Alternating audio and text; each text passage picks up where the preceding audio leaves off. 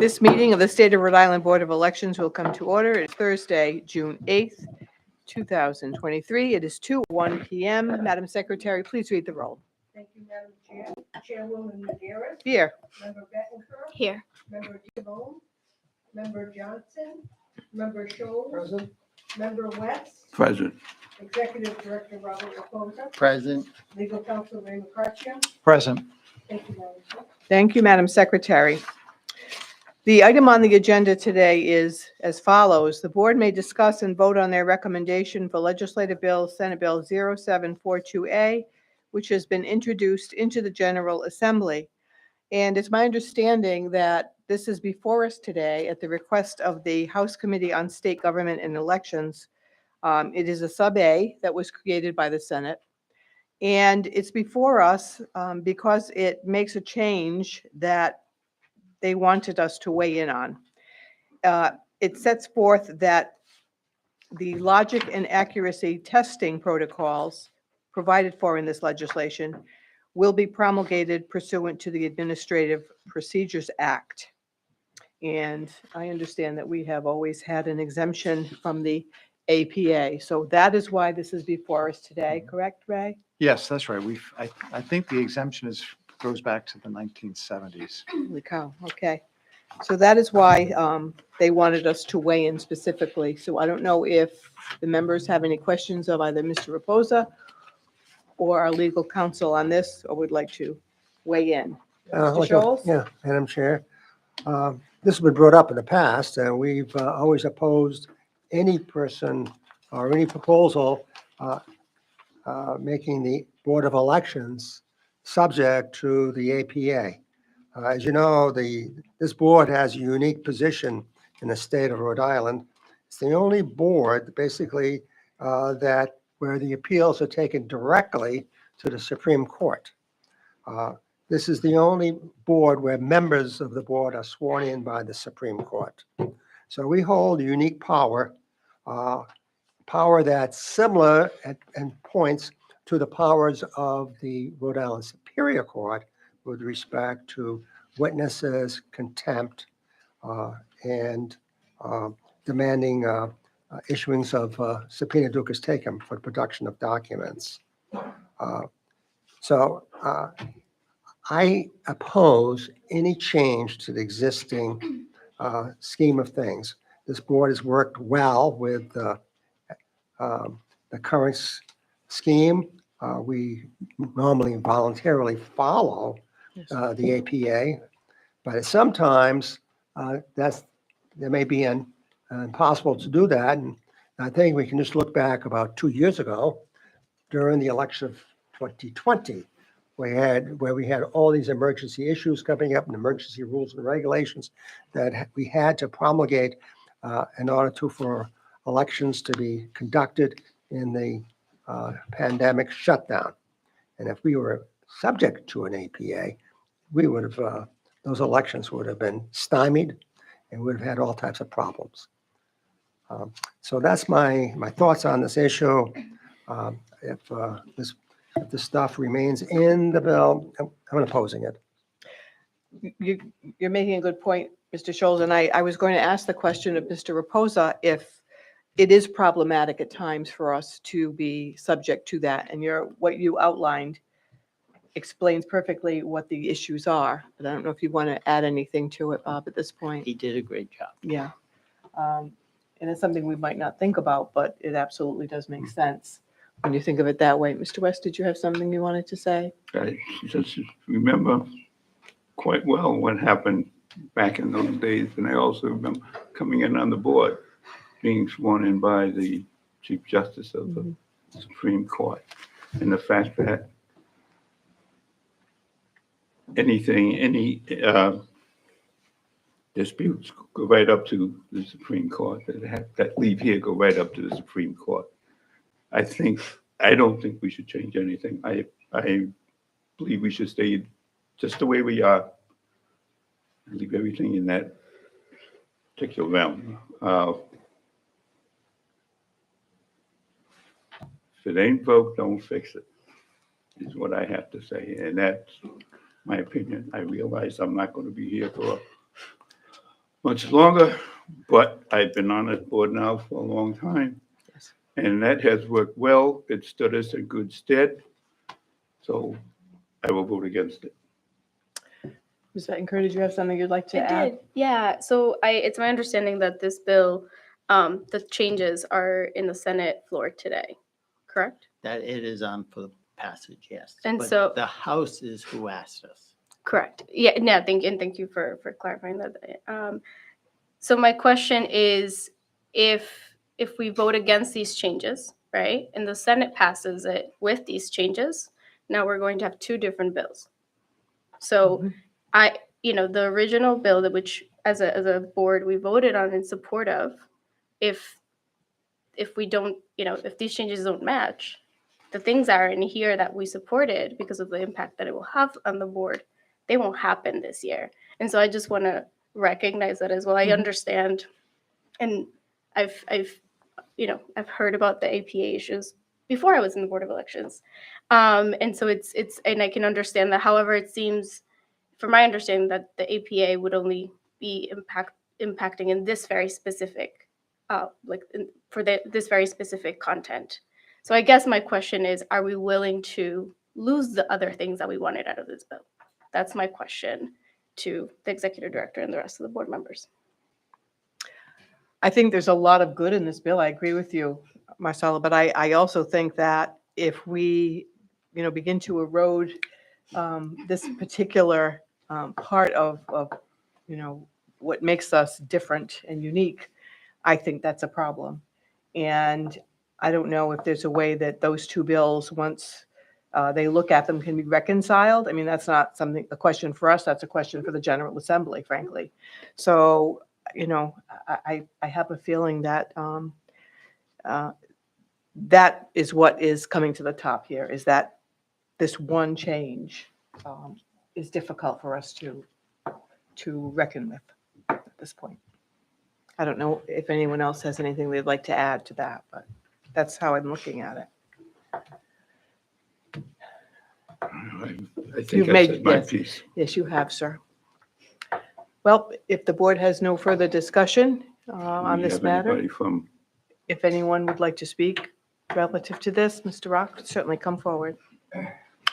And while he's coming up, I have no, I don't take a position, but I have nothing opposed to what's been said. The only thing I just want to know for the record is that the reference to the COVID incident and how that the regulations would have been stymied, that is one of the unusual circumstances where the APA does allow for emergency rules where it would imperil the health or safety of the public. So that one carve out, I just want to mention, just for the record, in case there's any question on that. Understood. Thank you, sir.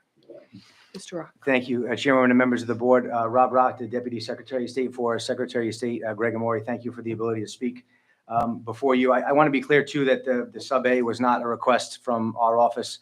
It was not something that we asked for. So we want to just make that very clear. I do want to speak a little bit about the APA. I know that the way that our legal counsel took a look at the laws is that on issues that we're talking about, as Commissioner Bettencourt said, just this one particular issue, the LNA testing for the accessible voting equipment, there is already a law in place that the Board of Elections does have to follow the APA when it comes to HAVA-related matters. And we think that LNA testing on accessible voting equipment, which grants folks with disabilities the ability to vote independently and privately, is related to the Help America Vote Act, because the Help America Vote Act passed in, I believe it was 2003, gave a lot of rights and responsibilities regarding voting to those with disabilities. So I would argue that the board is already subject to the APA when it comes to the Help America Vote Act rules and regulations. Also, and Attorney Marcaccio mentioned, there are emergency situations that do allow for the board to make changes in an emergency situation where you don't have to follow the APA. And then I know that the board does in fact follow the APA on a number of regulations already, just by nature of the work that you all do. So while again, it wasn't something that we requested, we do think that this bill is a really, really good bill. It provides for something that you all have been very gracious enough to allow the last 8 years, at least that I've been the director, where I can speak at any meeting. And all, we asked to do there was to just codify that language, and we appreciate your support on that.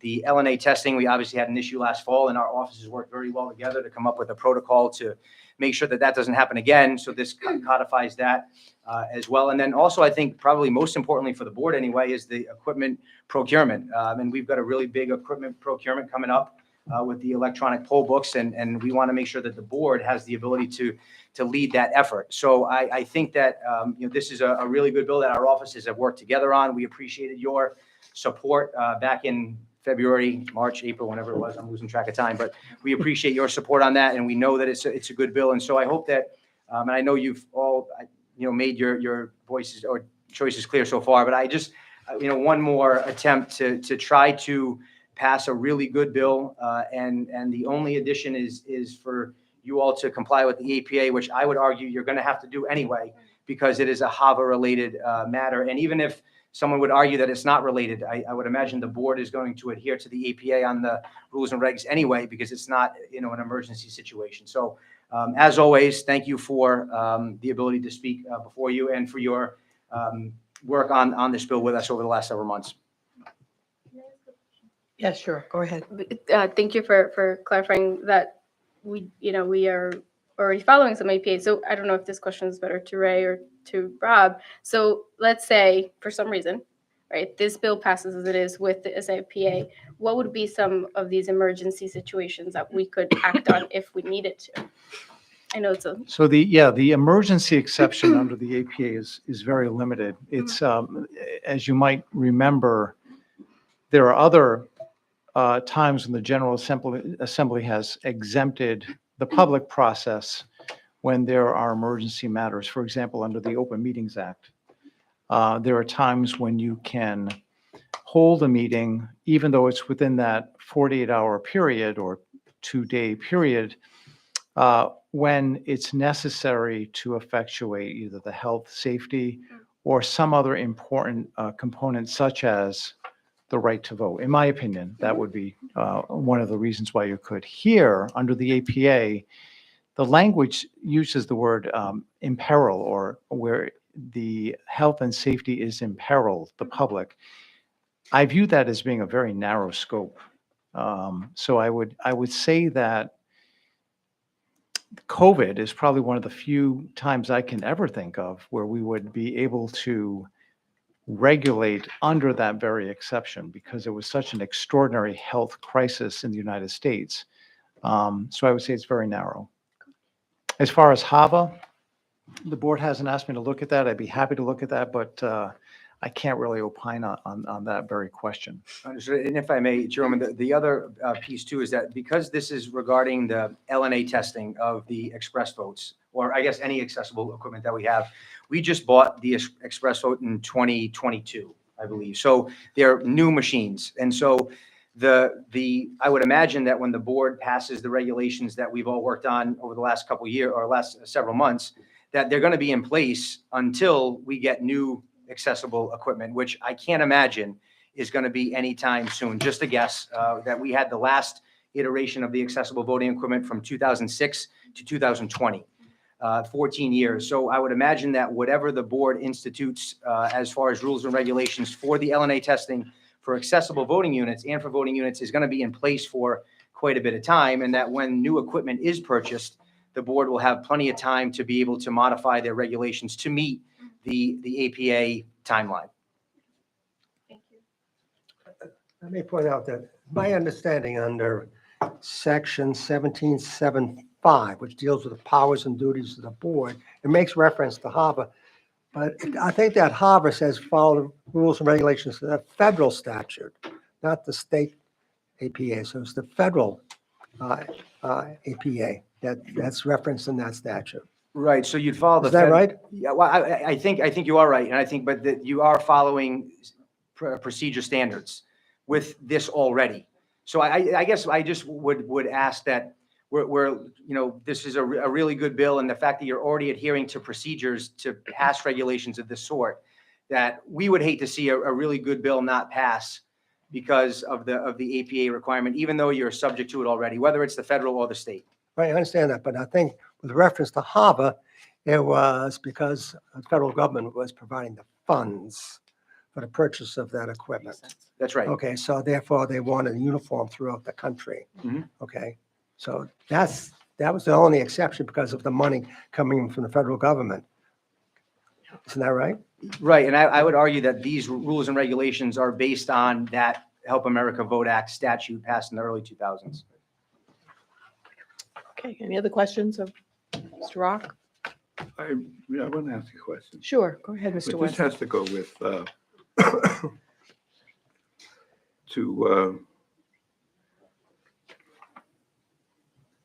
vacant, actually, it's section D on page 2. I'm looking at page 2. The liaison. So the Board of Elections shall make a platform available to the liaison to facilitate this process. What did you have in mind of that regarding that? Would it be like sitting up at the table all the time, sitting in a seat? So our intent is to do exactly what we've been doing the last 8 years. So I've sat, or Kathy has sat in the Right. seats, and if requested, we come up to the table and we answer any question that the board may have. Okay. Now, the question is, going back to when I came on board, that was the norm. The Secretary of State always had a opportunity to speak, always had a forum here, but it wasn't written down in law. Mhm. What precipitated this change? I think we just find the partnership really important, and the secretary feels that while this board and previous boards and this executive director and previous executive directors have been really great to allow it, there's nothing that mandates it. And so I think it's just making sure that the future boards and the future secretaries and the future executive directors continue to work well together, and just making it part of the statute. Yeah, right, but I mean, everyone has a chance to speak on anything that comes up before this board, Mhm. public, whatever. Everyone else has a chance, an equal opportunity to speak. I just don't see why that actually needed to be written into law. Now, you say because you gave me the reason, but I still don't believe that it's necessary. My personal opinion. Mhm. I think that, yes, we've worked together well at times, and times maybe not. But I think I would prefer myself separations between the two offices. Secretary of State has their designation, and they have certain things that they have to do as far as the voting process. Board of Elections has their process and what they have to do before. And I don't know, some people may like it, but I think that it should definitely be a disconnect between it, that I'm not sure how this liaison thing is going to go. Preferably, I like it the way it was before, right? We'd ask questions of anybody who had an opinion on a particular item. They came and sat and said their piece. And that's the way I think it should be. I don't believe that it may work out. I don't know, but right now, this is my opinion, No, and that's what I'm leaving with. Understood. And I think that we do have, our offices clearly have distinct duties, but we have to work together on a number of issues. There are certain things. So I think the point is just to continue what we've been doing. I agree, Commissioner, that what we have been doing over the last 8 years is exactly what the intent of Secretary Amori is to continue that. It would just be codifying it so that the next board or the next secretary couldn't stop that, because I don't believe there's anything that requires the board to get input. I think you do it because it's the right thing to do, and you know that it's the right thing to do, but I don't think there's anything that mandates it. So this is what would mandate it. Thank you, Mr. West. Any other comments? I have one other comment. Since Commissioner West brought it up, and this is an issue that I brought up when it was first brought up before, when Secretary of State appeared Mhm. before the board.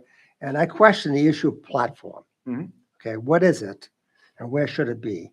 But as you just said, you'd be here available to answer questions. So there's really no need to have that sentence in there.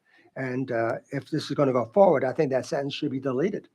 Yeah, and that, I mean, I think that, again, I stressed that, and when the secretary was here and when we met with the staff and we presented this to the board, this language was in there. The board supported, I think, 6-1, and we appreciate it. The staffs worked together on the language, and the intent, again, was to not create any issues, up here, or I think the platform, I don't view it as a physical platform. I view it as when elected officials have a platform they run on. It's the ability, the conduit to speak, policy declarations, not a raised platform. But I'd even argue that if we are talking about a literal platform, this table is a raised structure that we would set, or even if, if we had a question or we had to answer a question, to step to Bob's microphone on the platform. I mean, I think it really is making sure that our offices work together, not specific to a raised structure. It's working together to make sure that our offices are on the same page. That was the intent, not to be part of the dais or be on a raised structure by any means. I know, but that was something I raised back then as well, because platform is such a powerful word. We don't know what it really means. It could be a raised platform, or you have an opportunity to speak, whether or not we call upon you. I think that sentence will create a little bit of a problem on future meetings, and it really should be eliminated. Or if you don't want to do that, eliminate the word platform, make it a chair available, a chair at the table available. Okay, but a platform creates a problem, in my opinion. Thank you. Okay, so we are kind of getting off track here. We're supposed to be looking at the sub-A as it relates to the APA. And I think that's probably what we should look at right now. I will say that I also had concerns when I read it initially, but then I looked at the section talking about exactly what the purpose is. And the purpose is for the Secretary of State's office to serve as a reporting and informational resource at all Board of Elections meetings. And that's exactly what this was intended to do. So thank you, Rob. So I guess we get back to the sub-A, and let's take an action on that at this point. Do we have a motion? Oh, I'm sorry. Oh, I didn't see you. Sorry. Come and speak. Sure.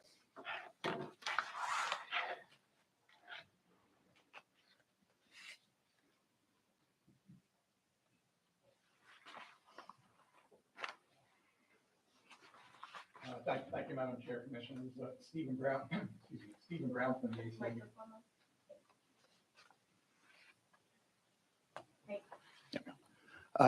Stephen Brown from the ACLU of Rhode Island. I appreciate this conversation. I appreciate the opportunity to say a few words about this bill. I would encourage the board to support the bill, even with that APA language in it, and even if you generally, as a general matter, oppose having the Board of Elections subject to the rulemaking provisions of the Administrative Procedures Act. And I just want to make a few points, give some historical background, and clarify a few things that have been said. First, we echo the comments that Mr. Rock has made. I would note that the APA requirement in the state's HAVA law does in fact explicitly reference Rhode Island's Administrative Procedures Act. I can read it. It's one sentence long. And it says, notwithstanding the provisions of 4235-18B7, which is the general exemption that the Board of Elections has, all rules and regulations implementing and enforcing the provisions of the Help America Vote Act of 2002 shall be promulgated in accordance with the rulemaking provisions contained in 4235-1, et cetera, which is the State Administrative Procedures Act. I would also note that's not the only provision in state law where the board is required to comply with it. A few years ago, when the risk limiting audit statute was enacted, there's a provision in that that requires the board to also comply with the rulemaking provisions of the APA. So they're few and far between, but we think they're important. We have always argued that the board should be subject to the rulemaking provisions generally. I think it's important to keep in mind that when we talk about the APA, there are really two different aspects of it. One is the rulemaking, which is what's involved here, which talks about the general policies that the board adopts. And then there are the hearing provisions, the contested case provisions, the provisions that Commissioner Scholl talked about, going to the Supreme Court. That's a totally separate aspect of the APA, and it isn't in any way affected by your decisions about whether you should be subject to the rulemaking provisions, either generally or in particular statutes like this one. So we don't think that accepting this language would begin to erode the board's authority. Is simply another in a few steps that have been taken over the past a couple of decades, recognizing that there are some rules, and we think the testing protocols is one of them. It's really critical, and we believe that there should be a formal rulemaking process to allow the public to participate. We saw the problems that occurred with the testings in the last election, and public involvement in a formal way really is important to us. And so we hope that, again, regardless of your feelings generally about whether you should be subject to it, you should follow the lead of the other two statutes that are very focused on requiring compliance with the rulemaking provisions and accept it in this case as well. I'll be glad to answer any questions that anybody has. Anyone have any questions of Mr. Brown? I don't have a question, but I have a comment, I guess, because I didn't know that, again, learning that we already, risk limiting audit, we did that. So again, and thank you for explaining the difference, the difference between the two of them. And so I guess that's, I'd love to hear more why this would be a concern if it's something that we're already doing. Again, and I remember, the purchasing of the machines and everything else that comes with the legislation, I guess, I don't know if I fully understand anymore there is no erosion because we have already been doing it. So I guess I'm a little concerned about what is it specifically about what this bill will do that it's concerning the board, if it's something we're already doing. Thank you, Mr. Brown. Thank you. Do you have anything you'd like to add at this point, Mr. I do. Reposa? Okay. No, I think that I would have expected the General Assembly, or, if HAVA was being the basis for something, I would expect them to see some reference to that, which would give some idea of the legislative intent to incorporate the HAVA requirements. Mhm. Do we wish to take an action at this point? Madam Chair. Based upon the language in the sub-A, I move that we not support this legislation. Do you have a second? I'll second that. Motion made by Mr. Scholl, seconded by Mr. West, that we do not support sub-A as referenced in our agenda. Any further discussion? Hearing none, all in favor signify by saying aye. Aye. Aye. Aye. Opposed? Marcella is opposed. Motion carries 3-1. Do we have a motion to adjourn this meeting? So move. Mr. West moves. Do we have a second? Seconded by Mr. Schultz. All in favor signify by saying aye. Aye. Those opposed? We are adjourned. Thank you.